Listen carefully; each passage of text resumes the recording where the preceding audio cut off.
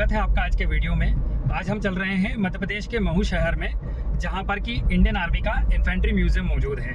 इस सेना को समर्पित म्यूजियम में इंडियन आर्मी के 1774 से लेके प्रेजेंट तक के पूरे कल्चर को डिस्क्राइब किया गया है। यह देश का पहला और दुनिया का दूसरा इन्फेंट्री म्यूजियम है। तो चलिए चलते हैं और अपने देश की गौरव गाथा को देखते हैं। इंडियन आर्मी के इस म्यूजियम की दूरी इंदौर से 23 किलोमीटर है और आप आसानी से बस या ट्रेन के द्वारा यहाँ पहुँच सकते हैं। दोस्तों पहुँच गए हैं हम इन्फेंट्री म्यूजियम में। टिकट यहाँ का 50 रुपये है और यहाँ के टाइमिंग्स जो हैं वो मॉर्निंग में 11 से लेकर 2 बजे तक और फिर इवनिंग में 4 बजे से लेकर ये 7 बजे तक ओपन रहता है। तो इसी टाइमिंग के बीच में आप इसको विज़िट कर सकते हैं। तो चलिए अंदर चलते हैं और म्यूज़ियम विज़िट करते हैं।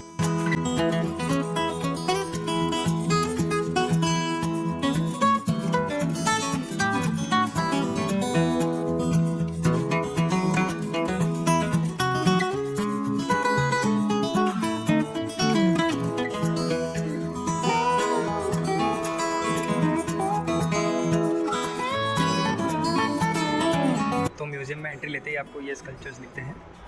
ये देखिए ये सारे sculptures.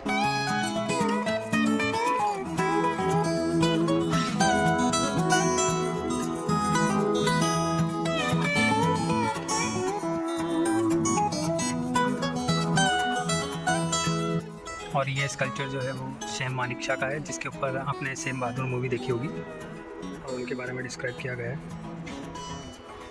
Field marshal Sam Manekshaw और इस साइड फील्ड मार्शल कैरियप्पा का स्कल्पचर। सबसे पहले हम विज़िट करने वाले हैं ओरिएंटेशन रूम। म्यूज़ियम के ओरिएंटेशन रूम में सबसे आगे ये अमर जवान ज्योति का सिंबॉलिक स्कल्पचर।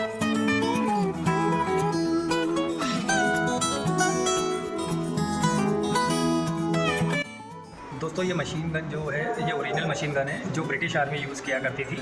ये मेड इन ब्रिटेन है, इस पर लिख रखा है। इसका ओरिजिन यूके का है और ये ओरिजिनल पीस है।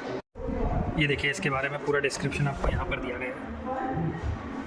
ये देखिए machine gun place of origin UK used by United kingdom. अभी जिस स्टैचू के पास हम खड़े हैं ये स्टैचू, इनका पूरा ये जो ड्रेस है और साथ साथ में इनके जो वेपन है वो 1914 से लेकर 1918 तक के वर्ल्ड वॉर 2 को डिस्क्राइब करते हैं। मेरे पीछे ये जो डिस्क्रिप्शन आप देख रहे हैं इन्फेंट्री में अलग अलग कमांडोज़ के बारे में जानकारी दी गई है कि Indian army air, desert, mountain, jungle और सी में अलग अलग तरीके से कैसे ऑपरेट करती है।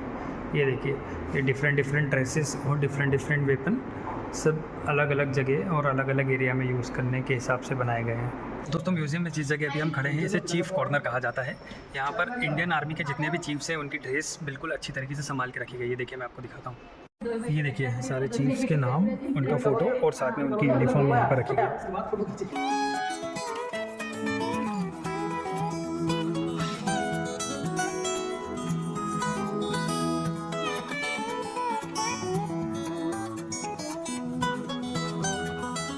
दलवीर सिंह सुहाग ये हमारा इंडिया के पहले CDS भी थे जो अभी भी प्लेन क्रैश में इनका देहांत हो गया। ये अभी हमारे इंडियन आर्मी के प्रेजेंट चीफ हैं मनोज मुकुंद नरवणे सर, और ये उन्हीं का ड्रेस यहाँ पे रखा हुआ है। ये जो ड्रेस आप देख रहे हैं ये इन्हीं का ड्रेस है। तो यहाँ पर फर्स्ट से लेकर अभी तक जितने भी इंडियन आर्मी चीफ्स हैं उनकी सारी ड्रेस यहाँ पर बहुत अच्छी तरीके से रखी गई है म्यूज़ियम में डिस्प्ले के लिए। यहाँ पर एक बहुत अच्छी पेंटिंग लगी हुई है सैम मानेकशॉ की, और ये हैंड पेंटिंग है। और देखिए कितना डिटेल्ड वर्क है इस पेंटिंग के अंदर। वो ऐसा लग रहा है जैसे डिटेल में HD फोटो उस तरीके की ये पेंटिंग लग रही है। दोस्तों म्यूज़ियम के जिस रूम में अब हम एंटर कर रहे हैं वहाँ पर 1784 से लेके 1857 तक के इंडियन वॉरियर्स के बारे में डिस्क्राइब किया गया है। तो चलिए चलते हैं रूम में और देखते हैं 1784 से 1857 तक वॉर्स और वॉर मेमोरियल्स के बारे में। रूम में एंट्री करते से ये ब्रिटिश एक्सपांशन इंडिया का पूरा मैप दे रखा है, किस तरीके से ब्रिटिश इंडिया में एक्सपांड हुए थे उसके बारे में पूरा डिस्क्रिप्शन इस मैप में दे रखा है। इसमें जो आपको डार्क एरिया दिख रहा है ये area directly ruled by British था, और जो वाइट एरिया दिख रहा है ये पार्शली स्टेट और पार्शली टेरिटरीज़ में ब्रिटिश इसको रूल कर रहे थे। ये जो स्टेचू आप देख रहे हैं ये 3rd and 4th Anglo Mysore war जो हुआ करती थी उस समय के सोल्जर का स्टेचू है। ये स्टेचू जो है ये 3rd एंग्लो मराठा वॉर के टाइम का है। ये 2nd एंग्लो मराठा टाइम का स्टेचू है। ये statue 1st Anglo Afghan war जो 1839 से 1842 तक चली थी तब का ये सोल्जर का स्टेचू है। मेरे पीछे जो आप ये स्टेचू देख रहे हैं, ये the rise of Sikh emperor, ये महाराजा रंजीत सिंह का स्टेचू है। और देखिए इसको कितना डिटेल में बनाया गया है। इस म्यूज़ियम में आप आएंगे तो आपको पूरा 1757 से लेके अभी तक का प्रेजेंट जो पूरा डिस्क्रिप्शन है आर्मी का, वो आपको देखने को मिलेगा। ये first and second Anglo Sikh war का स्टेचू भी यहाँ पे लगा हुआ है। दोस्तों इस म्यूज़ियम में एक चीज़ देखने के लिए बहुत यूनिक है। यहाँ पर जितने भी वॉर के स्टेच्यूज़ लगे हुए हैं, वो हर एक स्टेचू अपने आप में यूनिक और अलग है। तो आप देखेंगे कि इनके वेपन्स, इनकी ड्रेसेस, सब कुछ हर एक स्टेचू में अलग है। अभी म्यूज़ियम में जिस जगह पर मैं खड़ा हूँ, ये 1857 जो 1857 की क्रांति थी, उसको डिस्क्राइब करता है। देखिए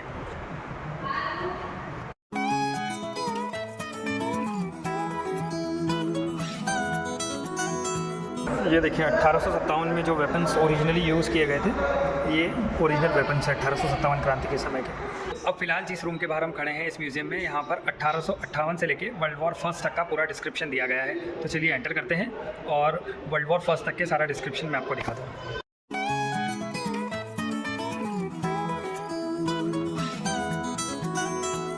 इसी रूम के अंदर बैटल ऑफ सारागरी, जिसको कि आपने केसरी मूवी में अक्षय कुमार को जो रोल निभाते हुए देखा होगा, उसका पूरा देखो ये डिस्क्राइब कर रखा है स्कल्पचर्स और साथ में थोड़ा डिटेल्स के साथ। और साथ ही साथ यहाँ पर अगर आप देखेंगे बैटल ऑफ सारागरी के समय यूज़ हुई राइफ़ल, जिसको कि मस्किट राइफ़ल बोलते थे, वो भी ओरिजिनल राइफ़ल यहाँ रखी हुई है। ये देखिए कितना शानदार इसको डिस्क्राइब किया गया है। Battle of Saragarhi 1897। देखिए ये ओरिजिनल मशीन गन, जिसका नाम लेविस गन है, ये यहाँ रखी हुई है और इसके बारे में पूरा डिस्क्राइब किया गया है। ये लाइट मशीन गन है जो यूनाइटेड स्टेट में इसको बनाया गया है और इसको यूज़ किया गया था यूके, कॉमनवेल्थ नेशंस और यूनाइटेड स्टेट के द्वारा वर्ल्ड वॉर फर्स्ट और वर्ल्ड वॉर सेकेंड के समय पे। ये मेरे पीछे जो वॉल है, इसमें सारे जो वेपन्स हैं ये वर्ल्ड वॉर के समय यूज़ किए हुए वेपन्स हैं और ये ओरिजिनल वेपन यहाँ पर इन्फेंट्री म्यूज़ियम में बिल्कुल डिस्प्ले के लिए रखे गए हैं, ताकि आप अच्छी तरीके से वर्ल्ड वॉर 1, वर्ल्ड वॉर 2 के समय के सिनेरियोस को समझ सकें। और इनके बारे में सब डिस्क्रिप्शन भी यहाँ लिखा गया है। देखिए एक और मशीन गन यहाँ रखी हुई है और इसके बारे में पूरा डिस्क्रिप्शन, कहाँ इसको यूज़ किया गया था और पूरा डिस्क्राइब यहाँ पे किया गया है।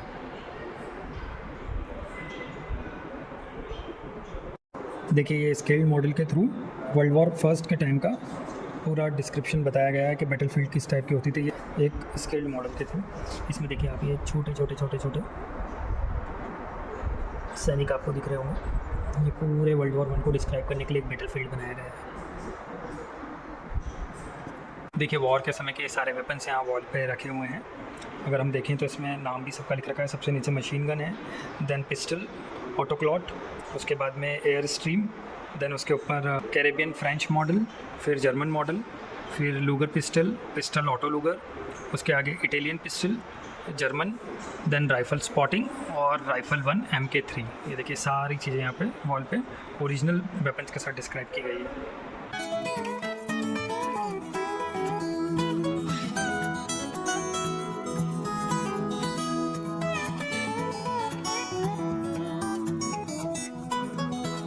देखिए ये स्टेचू का रिक्रिएशन वर्ल्ड वॉर फर्स्ट के टाइम सिख रेजिमेंट के जितने जवान हैं उनको दर्शाता है कि वो कैसे ट्रैवल करते थे।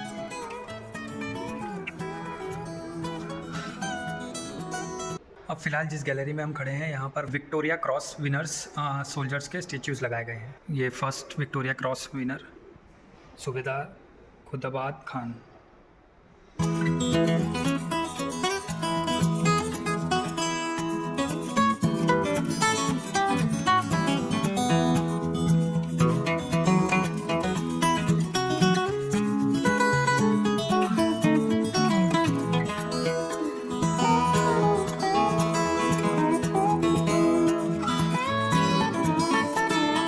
तो ये देखिए 1962 से 1965 के बीच में यूज़ होने वाली ये जो आर्मी जीप के ऊपर जो तोप है, ये भी आप यहाँ देख सकते हैं।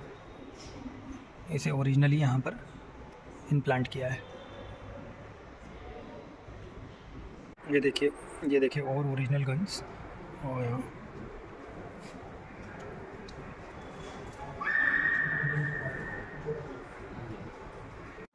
दोस्तों म्यूज़ियम में आगे चलते चलते अब हम उस जगह पर आ गए हैं जहाँ पर 2 डेडिकेटेड रूम इंडो पाक वॉर के ऊपर बने हुए हैं। पहला ये वाला जो 1965 वाली वॉर के ऊपर है और दूसरा इसके जस्ट अपोजिट में जो कि 1971 वाली वॉर के ऊपर है। तो पहले हम 1965 वाले रूम में चलते हैं और इंडो पाक वॉर की सारी जानकारी आपको देते हैं, फिर हम 1971 वाले रूम में चलेंगे। यहाँ पर रूम में एंट्री करते से ही द बैटल ऑफ डोंगराई का पूरा स्केल्ड मॉडल डिस्क्राइब है। जो लोकेशन थी उसका पूरा मॉडल, कैसे वहाँ पर टैंक और सैनिक अलग अलग जगह पर प्लेस्ड थे और कैसे वो वॉर लड़ी गई थी। वो जो वेपन है वो भी 1965 की वॉर में ओरिजिनली यूज्ड वेपन है। ये देखिए माइलस्टोन बना हुआ है लाहौर का, लाहौर 14.2 ब्लडी माइल्स। और ये देखिए एक वेपन वहाँ पर भी आपको रखा हुआ दिखेगा। और ये देखिए पूरा वेल डिस्क्राइब्ड स्केल्ड मॉडल उसका बना हुआ है। ये लाल बहादुर शास्त्री ने जो उस समय नारा दिया था, जय जवान जय किसान, वो नारा। ये जो जीप आप देख रहे हैं, जो मैंने अभी आपको बाहर प्लेस्ड जीप दिखाई, वही है ये बैटल ऑफ डोंगराई। चलिए आगे चलते हैं। ये देखिए इंडो पाक वॉर 1965 का पूरा मैप बना हुआ है यहाँ पर। इस मैप में आप ये देखिए,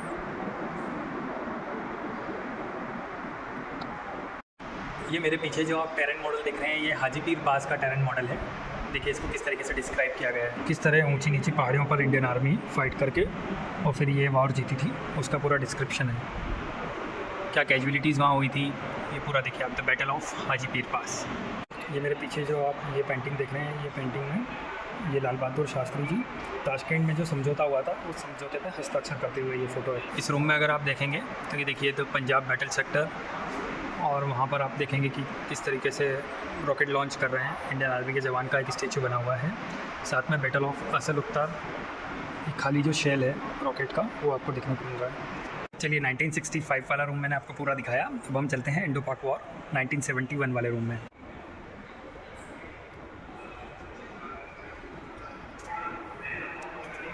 रूम में एंट्री करते से ही राइट साइड में ये महावीर चक्र विनर्स सारे सोल्जर्स के फ़ोटोज़ यहाँ पे लगे हुए हैं उनके नाम के साथ। और उसी की लेफ़्ट साइड में ये इंडो पाक वॉर 1971, ये सैम मानेकशॉ जो उस समय जनरल थे इंडियन आर्मी के, और ये पूरा बटालियन।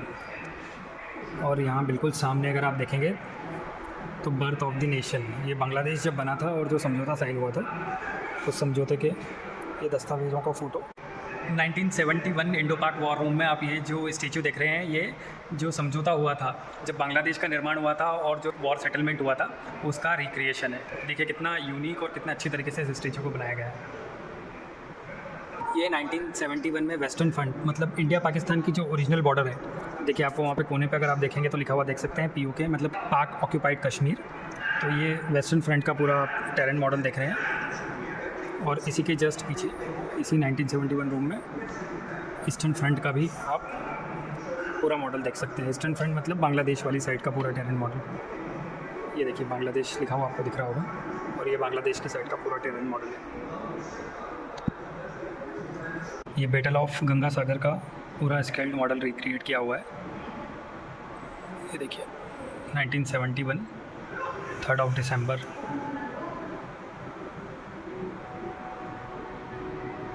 मेरे पीछे जो आप ये रिक्रिएशन देख रहे हैं, ये राष्ट्रीय राइफल किस तरीके से ऑपरेट करती है उसका रिक्रिएशन है। जैसे जम्मू कश्मीर में जो भी आतंकवादी हमले होते हैं उनको कैसे कंट्रोल किया जाता है और कैसे राष्ट्रीय राइफल अपना काम करती है, उसको डिस्क्राइब करता है। देखिए राष्ट्रीय राइफल के कमांडोज ऑपरेट करते हुए, ये देखिए राष्ट्रीय राइफल किस तरीके से काम करता है। ये असम राइफल के बारे में पूरी जानकारी यहाँ पर दी हुई है। देखिए national security guard NSG commandos के बारे में यहाँ पे पूरा डिस्क्राइब किया गया है। ये NSG कमांडोज़ जिन्होंने मुंबई हमले के समय देश को बचाया था।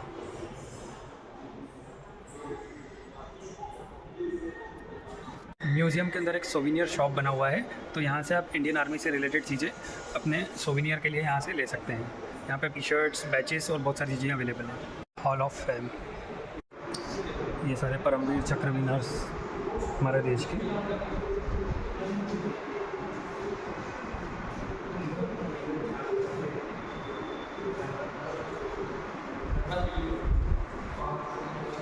Army chief from the infantry, देखिए इन्फेंट्री से निकले हुए सारे आर्मी चीफ्स के बारे में यहाँ जानकारी दी हुई है। सबके फ़ोटोज़ और वो कब कब इन्फेंट्री में थे उसके बारे में पूरा डिटेल्स यहाँ पर मेंशन्ड है।